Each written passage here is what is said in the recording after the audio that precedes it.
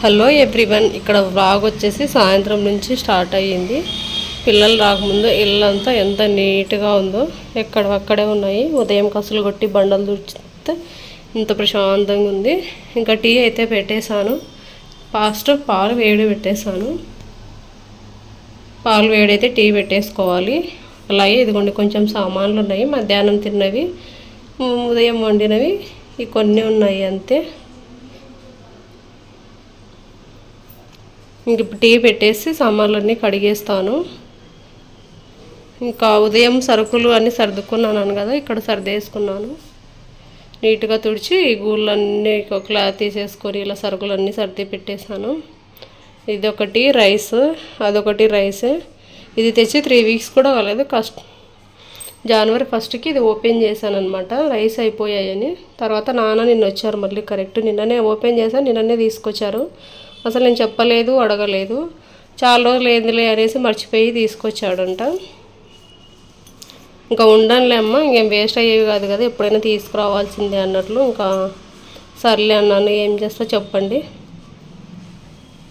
అయిపోయి ఉంటాయేమో అనుకున్నాను అన్నాడు. కనీసం తెచ్చి 3 వీక్స్ కాలే, తెచ్చినా సరే ఓపెన్ చేసినా కూడా కరెక్ట్ నిన్ననే తీసుకొచ్చారు ఈ సంచి. ఈ రెండు కలిపి మాకు దగ్గర ఒక సంవత్సరం అయినా రావచ్చు, చెప్పలేములేండి ఎన్ని రోజులు వస్తాయని. ఇంక ఇదిగోండి స్టోర్ రూమ్ అయితే ఇలా సర్ది పెట్టేసాను. ఇదంతా తుడిచాను. ఆ టేబుల్, ఫ్రిడ్జ్ లోపల తుడిచలేదు, ఫ్రిడ్జ్ నీట్గానే ఉంది. లోపల బయట ఒకటి దుమ్ములాగా అనిపిస్తే తుడిచాను. ఇదిగో ఇక్కడ కిటికీ ఉంది కదా, ఈ కిటికీలోంచి ఎక్కడలేదు దుమ్మల్లో వస్తుంది. ఆ బకెట్లు, ఆ కూలరు, ఆ టేబుల్ అన్నీ తుడిచి నీట్గా సర్ది పెట్టేసుకున్నాను. ఇంకా అలాగే అక్కడ ఒక పెద్ద డబ్బా ఉంటుంది, అది కడిగి పెట్టేశాను. అందులో బొరుగులు వేద్దామనేసి. ఇవి బొరుగులు, అవి జొన్నలు, అవి రేషన్ బియ్యము, అన్నీ ఇలా సర్ది పెట్టేసుకున్నాను నీట్గా. ఇంకా ఉదయం కూరగాయలు కూడా తెచ్చారు కదా, ఇలా సర్దుకున్నాను. ఇంకా ఆకుకూరలు ఏమనంటే ఇక్కడ పెట్టేస్తాను. కింద బాక్స్లో కారం పొడి కనిపిస్తుందా, ఇదిగోండి కారం పొడి ఒకటి పెట్టేస్తాను. అందులో చింతపండు అలాంటివి కూడా పెట్టేస్తాను. కూరగాయలు ఏం పెట్టాను దాంట్లో, కూరగాయలు వచ్చేసి ఇక్కడ పెట్టేస్తాను. ఇక్కడ పప్పు, పెరుగు, కూరలు ఇలాంటి సంథింగ్ పెట్టేస్తాను. ఇది వచ్చేసి చట్నీ, ఉదయం ఇడ్లీలోకి చట్నీ చేస్తాను కదా, చట్నీ. ఇంకా నైట్ పొంగలి వేస్తాను. సాంబారు కూడా ఉంది ఈరోజుది. చట్నీ, సాంబారు, ఇడ్లీ ఉదయం చేశాను కదా, ఆ చట్నీ సాంబారు ఉన్నాయి. నైట్ పొంగల్ చేస్తే సరిపోతుంది. ఫ్రిడ్జ్లో అయితే అన్నీ ఇలా పెట్టేసుకున్నాను. హాలిడేస్, సంక్రాంతి హాలిడేస్ అయిపోయి వచ్చిన తర్వాత అప్పుడు ఫ్రిడ్జ్ డీప్ క్లీన్ చేస్తాను లోపలంతా. ఇప్పటికేం నీట్గానే ఉంది చూడండి. ఇంకా సాయంత్రం అయితే పూజ చేయాలి, ఉదయం చేయలేదు, ఈరోజు కాలేదనేసి. ఇంకా బట్టలు ఉన్నాయి, వాషింగ్ మిషన్ ఆల్రెడీ ఉదయమే వేసి పెట్టేశాను, కొన్నే ఉన్నాయి. పిల్లలు ఇప్పుడు స్కూల్ నుంచి వచ్చిన తర్వాత ఆ బట్టలన్నీ ఇంకా ఇచ్చేస్తారు కదా, అవి కూడా వేసేసి సాయంత్రం మిషన్ ఆన్ చేసేస్తాను. పాలు కూడా వేడయ్యాయి, టీ అయితే పెట్టేస్తాను ఇప్పుడు. టీ పెట్టి కలుపు సామాన్లన్నీ కడిగేస్తాను. ఇంకా అలాగే ఇక్కడున్న గూళ్ళు కూడా మొత్తము పై వరకు తుడిచలేదు, ఆ రెండు తుడిచలేదు, ఇవన్నీ తుడిచేసాను అనమాట. తుడిచి ఇంకా అవన్నీ నీట్గా సరుకులు ఏ డబ్బాలో పోయాలనో పోసేసాను. ఖాళీ అయినవన్నీ కడిగి దానిలో ఒకటేసారి సరుకులు పోసేసాను అనమాట. ఇలాగా ఇవన్నీ ఇలా నీట్గా సర్ది పెట్టుకున్నాను. పిల్లల క్యారియర్ బాక్సులు పెట్టేది లేదు కాబట్టి ఒక బాక్స్ మా ఆయనకు పెట్టేశాను. ఇది వచ్చేసి మా ఆయన బాక్స్.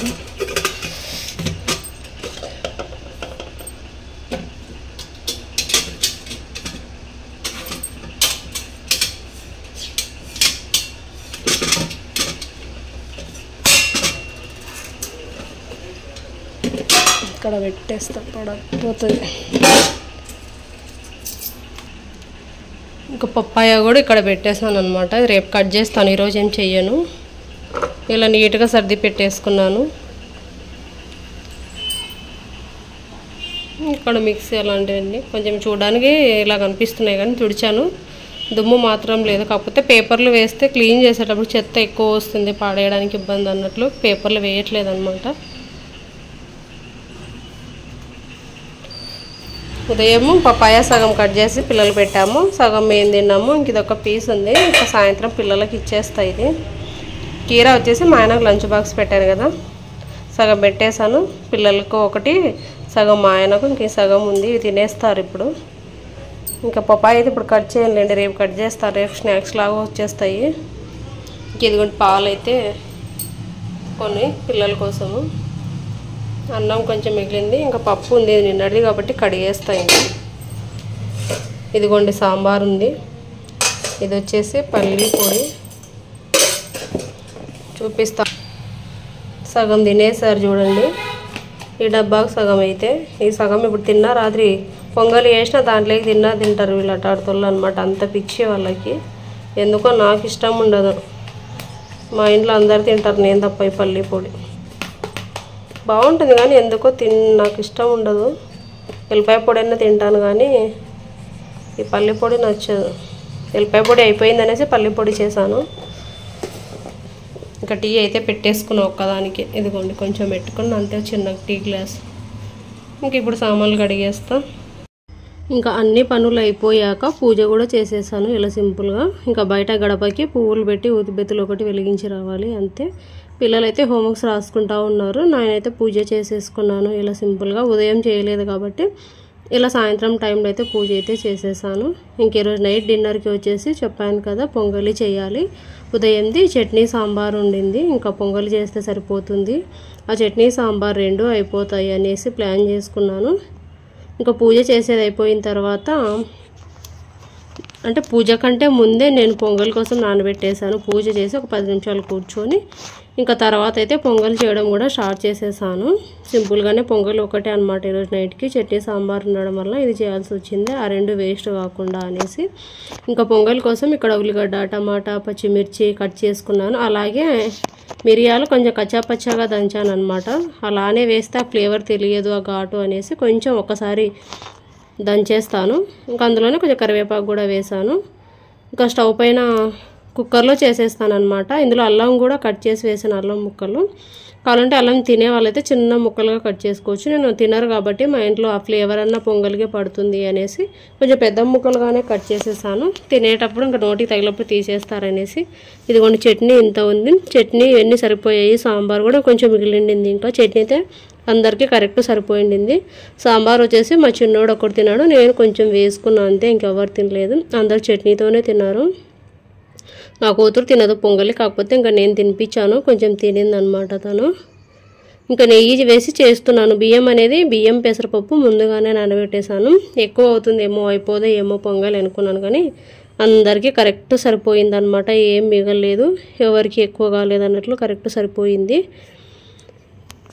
ఇంకా ఎప్పుడు పొంగలి చేసినా సరే కొంచెం నెయ్యి కొంచెం ఆయిల్ రెండు వేస్తాను. ఒక స్పూన్ నిండా నెయ్యి అనేది వేసాను, తర్వాత కొంచెం ఆయిల్ వేసాను. రెండు వేస్తే ఫ్లేవర్ బాగుంటుంది. ఓన్లీ నెయ్యితో చేసుకున్నామంటే నెయ్యి ఫ్లేవర్ కుడుతుంది, తినలేమనేసి కొంచెమే నెయ్యి వేసి కొంచెం ఆయిల్ వేసేసి ఇంకా జీలకర్ర ఆవాలు వేసేసి కట్ చేసి పెట్టుకున్న ఉల్లిగడ్డ, పచ్చిమిర్చి, టమాటా, అల్లం ముక్కలు, ఇంకా మిరియాలు, కరివేపాకు ఇవన్నీ వేసి బాగా మగ్గిన తర్వాత కొంచెం పసుపు వేసి కలిపి ఇంకా వాటర్ అనేది వేసేసుకోవాలి. నేను 1.5 గ్లాస్ తీసుకున్నాను, టీ గ్లాస్ ఉంటుంది కదా దాంతో. నేను తర్వాత చూపించలేకపోయాను, పిల్లల దగ్గర ఉండిందనమాట సెల్. వాళ్ళ ఎగ్జామ్స్ రాసుకోవడం, హోంవర్క్స్ రాసుకోవడం చూస్తుండే అనమాట. వాళ్ళకి మొబైల్లో వస్తాయి కాబట్టి ఇక వీడియో తీయలేకపోయాను. 1.5 గ్లాసు బియ్యం వేసాను కాబట్టి నేను ఒక గ్లాస్కి 6 గ్లాసులు, 5.5 గ్లాసు అలా వేస్తాను అనమాట ఎసరు వచ్చేసి. ఇంకొకటిన్నర గ్లాస్కి వచ్చేసి నేను మొత్తం వచ్చేసి ఒక 9 గ్లాసులో ఏమో వాటర్ వేసాను.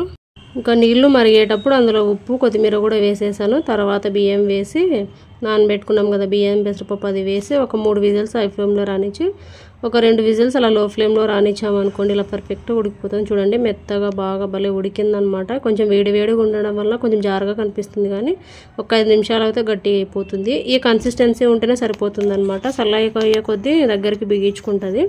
కాకపోతే టేస్ట్ చాలా బాగుండింది, అందరం తిన్నామన్నమాట. పిల్లలు కూడా బాగానే తిన్నారు, ఒక నా కూతురు తప్పనిచ్చి. ఇంక ఇదిగోండి చట్నీ, పొంగలి, సాంబార్ నైట్ డిన్నర్కి ఇది.